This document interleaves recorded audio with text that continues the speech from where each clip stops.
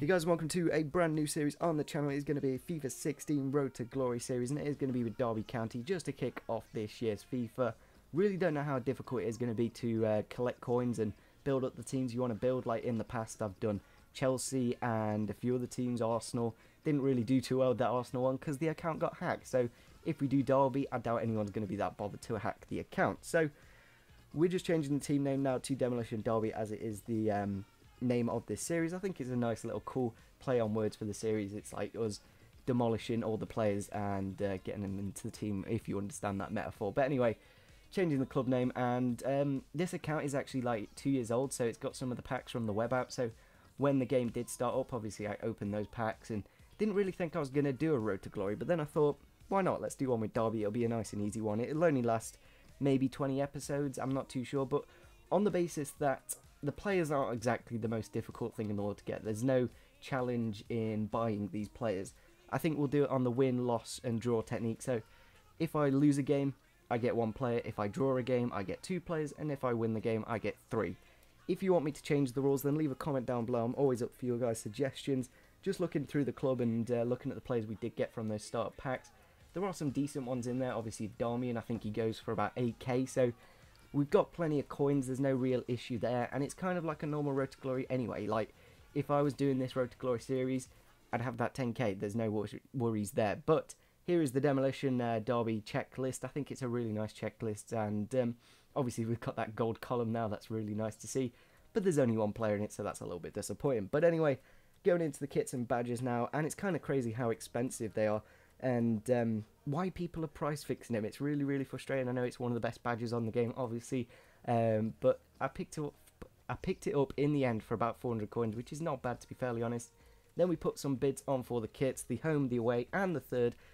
I really like that the fact that they have got all 3 kits. It's really nice to see, and obviously the classic kit, not really the most exciting thing in the world, so I'm just going to go for the new kits that we've got. Obviously, I do put a buy it now on that kit, because 300 coins for a Derby kit, that's not bad at all. I think I paid like 600 for the away and then like 300 for the third, but then I thought I'd just buy this home kit because I haven't actually tried it out this year. So storing that into the club, obviously, and we're going to go make our first signing in it. Is going to be the lowest rated player at Derby County. We're going to do it in the ratings order, so we'll start off with the bronzes, then when we finish the bronzes we'll go on to the silvers, and then we'll go on to the golds. So putting that 150 bid in for McKay just to save that 50 coins. Obviously we need all those coins to make the signing, so eventually the kits do expire and we do put them active into the club, and we do have some really nice kits. What do you guys think if you aren't a Derby County fan? Do you think these kits are quite nice? I really like that third kit, the baby blue kind of colour. The purple one's kind of cool as well, but eventually McKay does expire. We get him for 150 coins.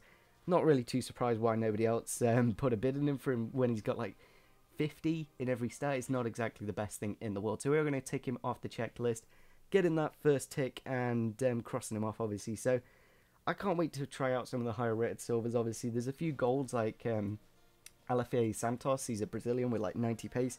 He'll be quite interesting to see how he plays. And here's the team I built. It's got about 68 chemistry. I haven't used all the gold players, so like the Darmians and Munaims and stuff like that. I thought I'd just make a normal starter pack team. We're going to go into single matches, and I don't know why I readied up, because I saw the ratings of that team, and then I thought, yeah, why not? And then I saw, oh, he's got the Tottenham home and away kit, so he's probably got a decent team. Then we still go into the game eventually after deciding on the kits. It just took so long to decide. Like, he accepted his home kit that was white, and then he switched to the away kit. But anyway, going into the game, there's his team. Why EA? Why have you put basically my team with like 3 gold players against a full sweaty BPL team? There's real amount of pace in that team.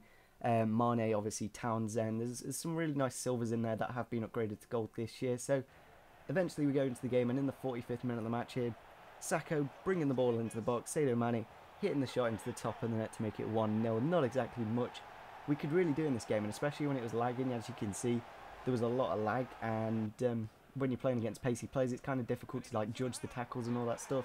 Then we concede another goal there. Unfortunately, Danny Ings does head it into the back of the net.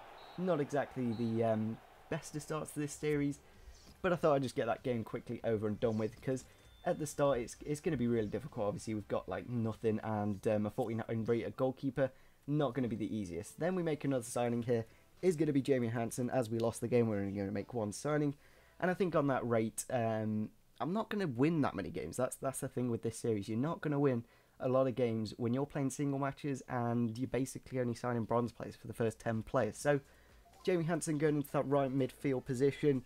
Why is he a right midfielder? EA, come on, let's have a put a bit of logic to that. He's only played centre mid and CDM in real life for Derby, so let's make him a right mid. That's their logic. But anyway, going into the next game a little bit better. Like, they've got a few silvers and a couple of bronzes and then a few gold players. So maybe a little bit more of a fair matchmaking system there from EA. But eventually, we do go into the game. There are some interesting players in that team. Obviously, Wijnaldum gone from 5-star weaker foot to like 2-star weaker foot. I'm like, has his foot fallen off or something? I don't know. But anyway, Pizzini getting into a good area there in the 7th minute of the match, puts it into the top right hand corner to get him into the lead. It's I don't know, when you've got gold strikers, it is kind of easier to score, and that's a nice new celebration to the game where you just get KO'd and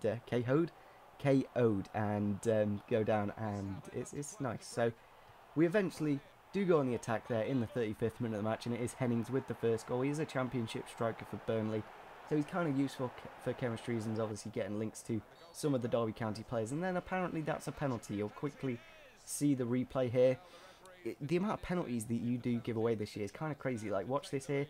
Taps him on the shoulder lightly, and then takes a shot, and then he falls over. That's a penalty, apparently. But anyway, going into it, just before half-time, he does put himself back into the lead, sending the goalkeeper the wrong way, and Pizzini doubling his score sheet. Then we go into the 59th minute of the match here, giving away another penalty, a bit of a late tackle on Wijnaldum. I think the player does get sent off, which is a bit of a shame because he is actually quite decent. Sending the keeper the wrong way again, and Pizzini does finish off his hat-trick. Then we go into the 90th minute of the match here.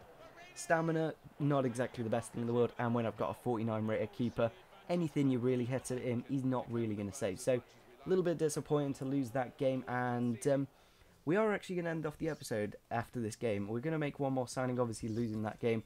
I was going to do it at the start of the next one, but then I thought, let's just chuck in it in the end to get a few signings in for the next one. Hopefully we can start fresh. It's not exactly the best of starts to this series, 2 losses on the bounce, but as more players generate, we will get a better team. So obviously the next one is going to be Zanzala. Not really heard much of this guy, but maybe he'll be decent. I'm not too sure with 48 dribbling and 54 shot.